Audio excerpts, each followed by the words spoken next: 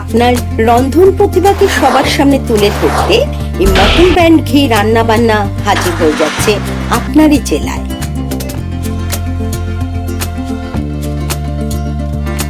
আপনিও যদি চান আপনার এই প্রতিভাকে সবার সামনে তুলে ধরতে, অতি অবশ্যই স্ক্রিনে দেওয়া এই হোয়াটসঅ্যাপ নাম্বারে যোগাযোগ করুন।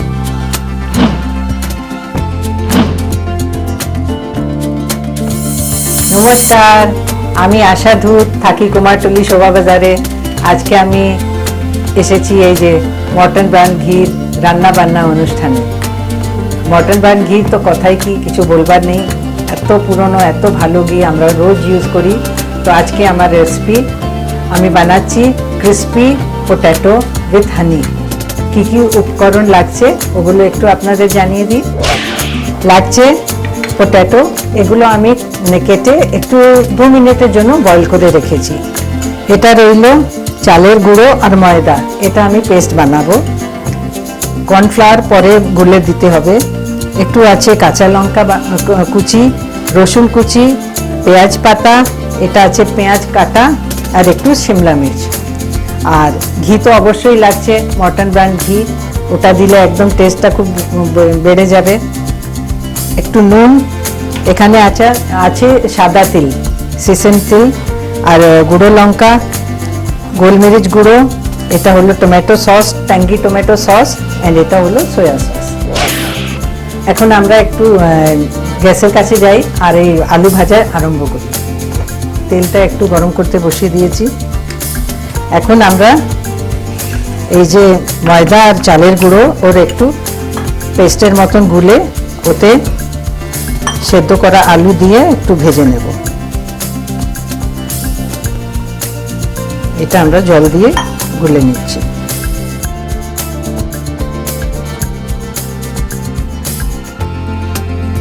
আর একটু জল দিতে হবে, সামান্য একটু পাতলা গুলে করলে আলুটা কোটিং হয়ে যাবে আর খেতেও ভালো লাগবে। এই দেখুন আমার পেস্টটা রেডি। এই যে আলু আমরা সিদ্ধ করে রেখেছি, এই পেস্টে ডুবিয়ে ডুবিয়ে আমরা একটু ব্রাউন কালারের মতো ডিপ ফ্রাই করে নেব। আস্তে আস্তে এক এক পিসটা এই পেস্টে ডুবিয়ে ভাজতে থাকবো।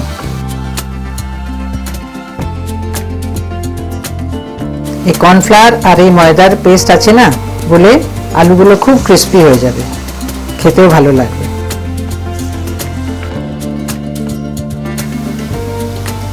হালকা নেড়ে নেড়ে ব্রাউন যতক্ষণ না হয় আমরা এগুলোকে ভেজে নেব।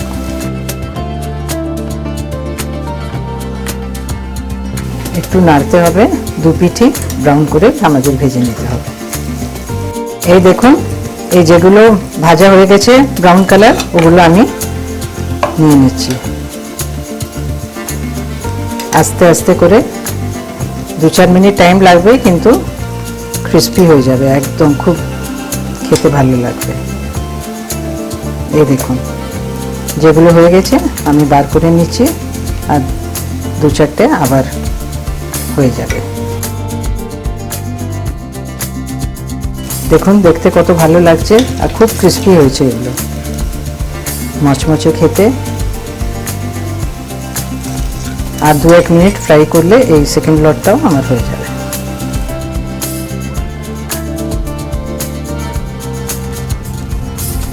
এই দেখুন বন্ধুরা, এই তো গোলাপি ভাজা হয়ে গেছে। আমি সবগুলোকে আস্তে আস্তে করে প্লেটে বার করে নিচ্ছি।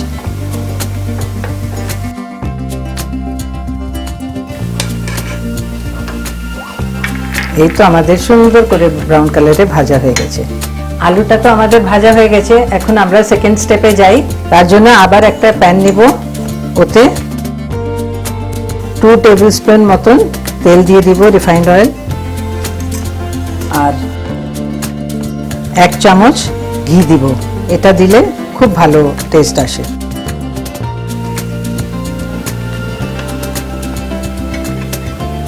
যখন এই ঘি আর তেলটা একটু গরম হয়ে যাবে, আমরা আস্তে আস্তে রসুন কুচি আছে, তেল আর ঘিটা গরম হয়ে এসছে, আমরা আগে রসুন কুচি দেব।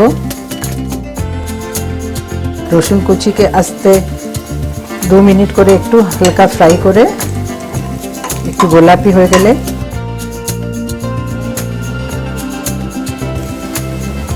এখন আমরা কাঁচা লঙ্কা কুচি দিয়ে দিচ্ছি। রসুনের সঙ্গে কাঁচা লঙ্কা একটু ভাজা ভাজা হয়ে গেলে আমরা দিয়ে দিচ্ছি পেঁয়াজ কুচি, পাতলা পাতলা করে কাটা পেঁয়াজ কুচিগুলো এতে দিয়ে দিচ্ছি। নেড়ে চেড়ে এই পেঁয়াজগুলোকে আমাদের একটু লাইট ব্রাউন যতক্ষণ না ট্রান্সলুসেন্ট হয়ে যায় আমাদের একটু ভেজে নিতে হবে। তো আমি একটু ব্রাউন করে পেঁয়াজগুলো ভেজে একটু ফিরে আসছি। আমাদের পেঁয়াজটা খুব গোলাপি ভাজা হয়ে গেছে। এখন আমি দিয়ে দিচ্ছি ক্যাপসিকাম, যে আমি পাতলা পাতলা করে রেখেছি কেটে, ওগুলো একটু দিয়ে দিচ্ছি।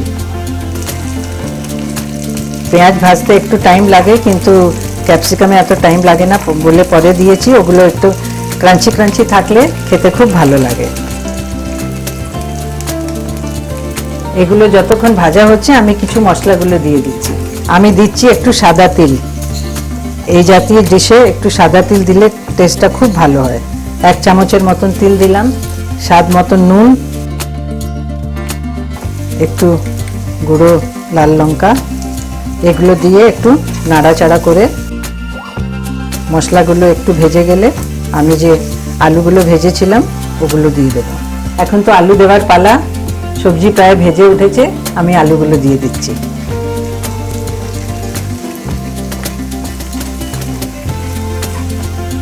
আলুর সঙ্গে এই সবজিগুলোকে খুব ভালো করে মশলার সঙ্গে একটু নাড়াচাড়া করে নিতে হবে। আমি একটু 2 চামচের মতন একটু জল দিচ্ছি, যে মশলাগুলো আলুর সঙ্গে সব মিক্স হয়ে যায়। যতক্ষণ আলুর সঙ্গে এই মশলাগুলো যাচ্ছে আমি এই কর্নফ্লাওয়ার আছে ওটাকেও একটু সামান্য জলে গুলে আস্তে আস্তে করে এই সবজিতে দিয়ে দিব। এটা দিলে গ্রেভিটা একটু ঘনও হয়ে যাবে আর খেতেও খুব ভালো লাগবে। আমি কর্নফ্লাওয়ারের স্লেরি 1 চামচ করে আস্তে আস্তে এতে দিয়ে দিব।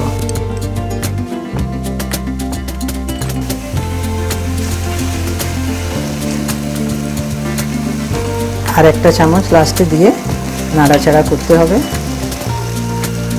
জল আর একটু লাগবে, আমি 2 চামচের মতন জল আরও দিয়েছি, যে মশলাগুলো আলুর সঙ্গে খুব ভালোভাবে মিক্স হয়ে যায়।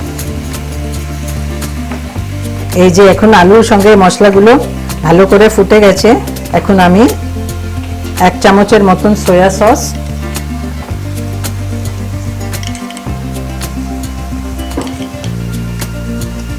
আর এই ট্যাঙ্গি টমেটো সস এগুলো একটু দিয়ে দিব। এটা দিলে এর ফ্লেভার খুব ভালো হয়ে যায়। আমরা বলি সোনে পে সুহাগা।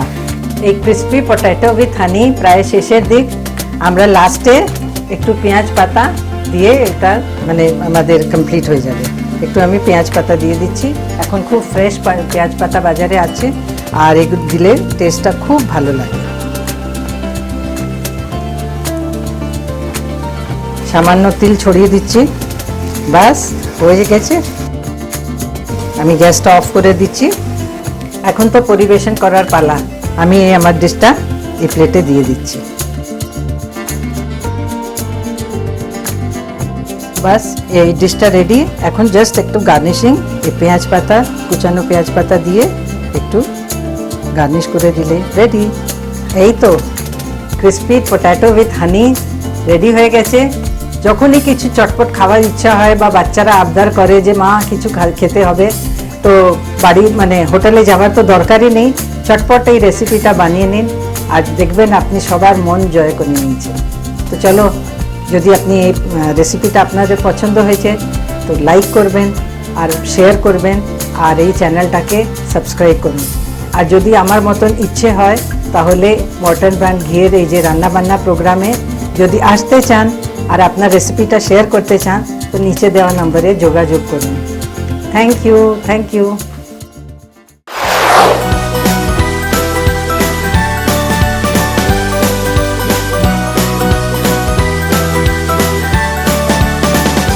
মটন ব্র্যান্ড ঘি রান্নাবান্না চ্যানেলটিকে সাবস্ক্রাইব করুন, লাইক কমেন্ট করুন ও শেয়ার করে দিন আপনাদের বন্ধু বান্ধব ও আত্মীয় স্বজনকে।